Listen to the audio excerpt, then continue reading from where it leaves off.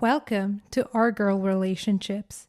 On this channel, we discuss day-to-day problems people face in their lives.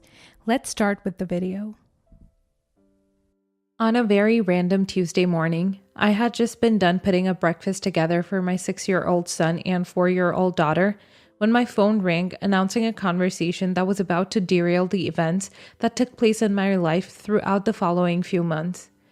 My medically advised health insurance company, which my husband, children, and I are signed to, at the recommendation of our family doctor, called me to confirm that the multiple, consistent, and deliberate TRMs and increases that were being applied to my health insurance were of my direct request or subject to my consent, and also to get the confirmation that it was indeed my husband who was going to amp up my health insurance and not someone trying to fraud the company and then fake death and cash in on the big bucks or something of that sort. I was very confused and I told them that I'm not really aware of what they're talking about and that they should look into it more and get back to me with their findings, and I would be talking to my husband and asking him if he was responsible for this.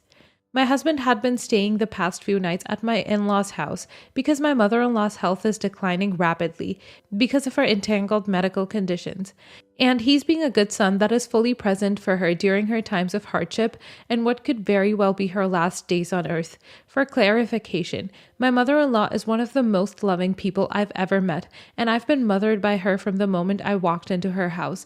The only reason I wasn't able to go with my husband and stay at the hospital is because my kids have school and I have to tend to them.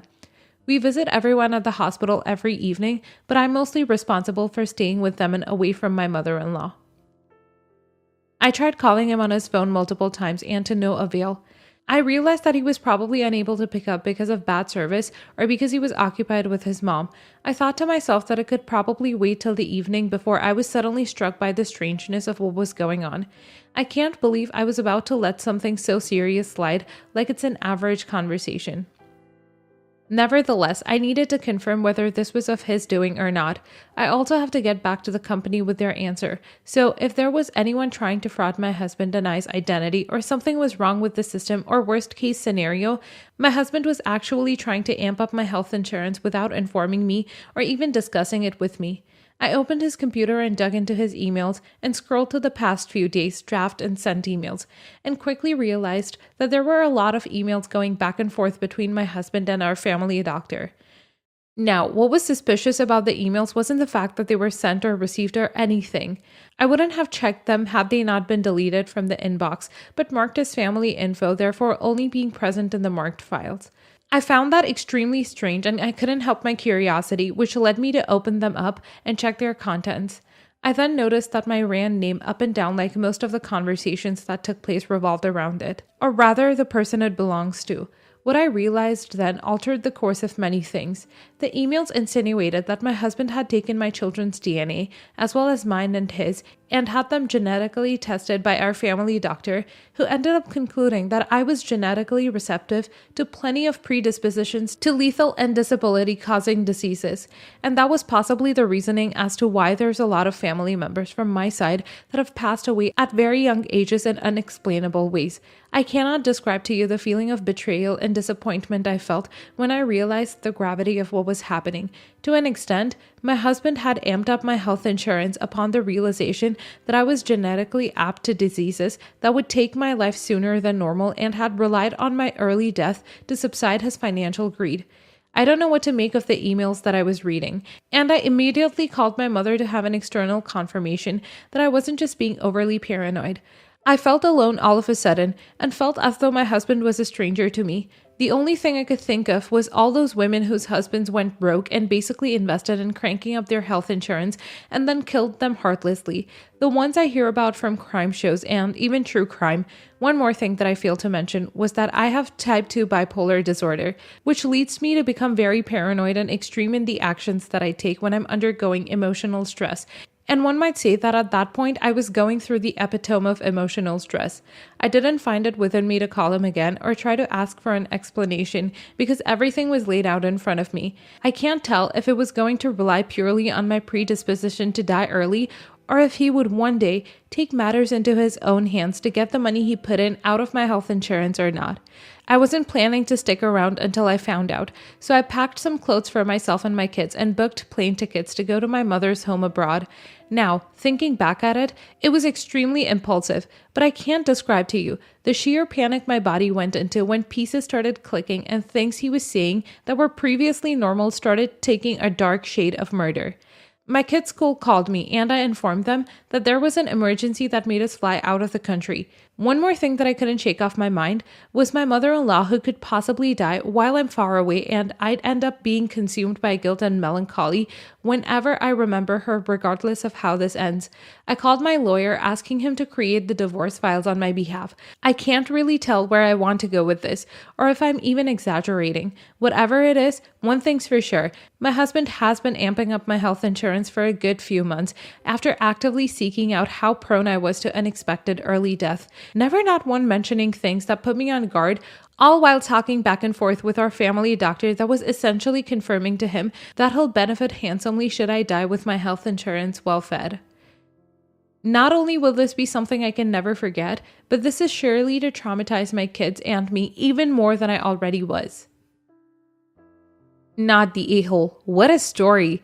Yo, I don't think you're overreacting or anything. It's always best to be cautious than to be regretful. I'm sure people who've been through situations like this and they ended up going horribly didn't suspect the harm to come from their spouses, but we can't blindfold ourselves and pretend like we don't live in a world where things like this take extremely grotesque and disgusting endings. I'm really happy that the company you were assigned to have notifications and reminders, or else things could have gone completely under their radar and you would have only been able to find out when it was too late. That's exactly what I was thinking. The fact that she thinks she's overthinking is just because she's considering her reaction to be a symptom of her bipolar disorder, hence why she mentioned it. But in a situation like this, you need to be extreme in your reaction because this is an extreme action in and of itself. Not the a-hole. Stay away from your husband for as long as you can until you get a rational explanation as to why he was doing that. And though I can sense that there's literally no other explanation other than him finding out to what extent he can benefit from your death, although increasing the health insurance does cost money, which I'm assuming he wouldn't do unless he had another plan to make sure it comes back to him. Anyways, stay with your mom and notify authorities and minimize contact with him. Not the a-hole. I can really sense that you're a good-hearted woman who's been through far too worse things than what you deserve. The fact that you found out your husband was plotting something sinister and let it slip off your mind easily to not disturb him when he's with his sick mother speaks levels. Not only that, but also that you were thinking of her on the plane and letting sadness rule over you because of the thought that she might die without you getting to say goodbye. You're not exaggerating anything, and you're right to seek your safety and distance from your husband when he just did something that proves he's not worth trusting or believing. Keep your kids away from him too, because he doesn't even hesitate to use them as further fuel for his plan to fetch your DNA or whatever. I wish you all the safety and good in the world. Take care of yourself because we need people like you in the world. Next story. I'm male 32, I'm the sole income earner in our household, and my wife is a stay-at-home mom. She had a job but could no longer keep it due to health problems. We have a year-old daughter at home as well. Ever since I started working from home, my wife started treating me as if I was available to do whatever she needed me to do, like fix the faucet or deal with the leaking roof. But I work long hours from home and I need to be committed and professional, otherwise I'd risk losing my position. She interrupted my work several times already. I had a conversation with her about it and asked that she stop asking me to do things until I'm done working, and she said okay. But it happened again days ago when she barged into my office with our daughter all of a sudden, telling me to keep an eye on her while she visited the clinic. I paused my work session because I was caught off guard. She didn't tell me beforehand. She said that she suddenly started feeling pain in her belly and needed to see the doctor ASAP. I explained that I had important work and could not stay with our daughter or keep her in the office while working.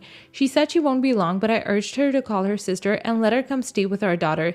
In my opinion, this seemed to be the one reasonable solution for both of us, but she lashed out at me, saying no because this was an emergency while my work could wait. She said she had no time to wait till her sister came over, but I said I'd call her myself and tell her to come over.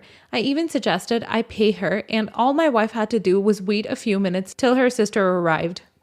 She stormed out of the office with our daughter after calling me a selfish jerk, with no empathy to keep her waiting longer before visiting the doctor. My sister-in-law came some 20 minutes later and my wife left then. I tried calling her to check on her, but she purposely hung up on me few times, and when she got home she was still pretty mad at me, which I don't get because I think that I provided a solution that allowed her to go to her doctor's appointment and allowed me to resume my work session, but no, she kept talking about what a horrible partner and father I was, to refuse to provide help when she needed it, and refuse to sympathize with her difficult situation and making her wait for her sister when she needed to see the doctor ASAP. She's now refusing to speak to me altogether. I think my compromise was reasonable. I don't really get why she got so mad over it. Was I the a-hole? Good thing her abdominal pain wasn't an aortic aneurysm. Imagine the inconvenience of pausing work long enough to deal with a coroner removing her dead body, and geez, funeral planning, and just everything would really cut into your big provider important time. You're the a-hole. Everyone sucks here. I get that some people get confused with work from home and how the lines blur when you actually need solid hours of uninterrupted work. Your wife is failing to recognize the difference and failing to take your job seriously. However, in this specific situation, you were definitely in the wrong. She was in pain. She needed to go to the doctor. What you do is take the kid. You don't decide to stand your ground when your wife is in pain and needing to make it to a doctor's appointment. If this appointment was pre-planned, then I'd call you not the a-hole. But sometimes you just snatch an appointment and have to make it. I get your frustration with her not respecting your work time, but you picked the wrong time to make a statement here. Next story. Over Black Friday, I bought 2 games, Mario Kart 8 and FF7 Remake, but due to an Amazon mix-up, it was mistakenly sent to my ex's. A few days ago, she let me know a package for me arrived. I apologized for the mix-up and asked her to forward it to me when she gets the chance. She was a-okay about it and promised to send it by the end of the week. I got the package, but one of the games was missing. Hey, I didn't see FF7 here. Is that coming separately? Nope, you get to buy that over. Haha, okay, but really, is it in a separate package? Nope, it's my tax money for helping you. Okay, all jokes aside, you're sending it, right? Utter silence. Hello, you are sending it, right? I get a phone call and she asks if I'm mad. I said I will be if she's serious. She gets defensive and sleazy about trying to keep the game. I'm trying my hardest to reason with a 30-year-old woman about what stealing is, and I reach my limit. Her father is a great man and still keeps a good relationship with me, and he unfortunately needs to act as her moral compass sometimes. So I say, do I really need to get your father involved for you to do the right thing? Like I'm dealing with a 14-year-old? You wouldn't dare get my father involved in this. I hung up within a second and called her father. Poor guy was pleasant as a peach, happy to hear from me, asking how the winter is treating us in Pennsylvania. And I had to cut through pleasantries to let him know that his daughter just committed a federal crime, opened up mail addressed to me, and stole part of its contents. The man is a former cop. His tone grows low and defeated, and he tells me he'll talk to her. I apologize for dragging him into this and promised to catch up later. While waiting for her to call me back, I filled out the police report but didn't submit it. She calls and, in typical fashion, starts playing the victim. God, if you're going to make such a big deal over your stupid, precious effing video game, I guess I'll send it to you. Nuh-uh, you're not gonna make me the bad guy for being upset over you opening my mail and stealing from me. Not happening. Fine, I'll send it to you, only if you apologize for inconveniencing me. I go full my father mode and yelled, "Get effed! You either send it to me or I press send on this police report." She panicked and relented. So, was dragging her father in and going nuclear the wrong thing? Could I have handled this better? I'm sure, though I'm holding back a lot of emotions here. Did I get threatening too quick? Thanks if you made it through this disaster. Hopefully it was worth your time. Not the a-hole. First of all, great job on the write-up. You used quotes and switched characters with sentence breaks and everything. Kudos on the grammar and proper storytelling. Would just file my own report to the police and Amazon for this. They would easily write it off and send another. Not the a-hole. She stole from you, tried to claim what she stole as tax, refused to give you what she stole, and only started to return your stuff when you told her dad. You could have easily passed her dad and just sent in a police report. You did her a favor by getting her dad involved. Next story. Me, 35 male, and my ex-wife Natalie, 34 female, have a daughter Shannon, 13 female. We were married for 10 years but had a lot of issues communicating, and I hated her money management. We argued about money constantly, and eventually this led to us divorcing when Shannon was 8. It wasn't a great divorce and at times got personal. Natalie has gotten married to Trevor, and Trevor has 2 kids from a previous relationship. I've been dating Alana for 2 years now and she has no kids. Now to the problem. Every single year since Shannon was 4, we have gone to Disney after Christmas, and it's a very special trip. Even as co-parents, we have done this trip, sometimes bringing our parents as well. It can be a grind, all being in the same room together, as I really dislike Natalie. But we make it work. This year, though, Natalie calls me and tells me she can't afford her half of the trip this year. Trevor doesn't have a job and she can't afford gifts for his kids, Christmas and this trip. She asks if I'll pay for it and I refuse. Been in this situation plenty with her, and I'm not giving this woman any more of my money. Shannon comes home from her mom's, upset saying that she heard the trip might not happen unless daddy, me, makes it happen. I got enraged and called Natalie to tell her the trip won't be happening because of her, not me. I sit down and tell Shannon the real reason we can't go on the trip.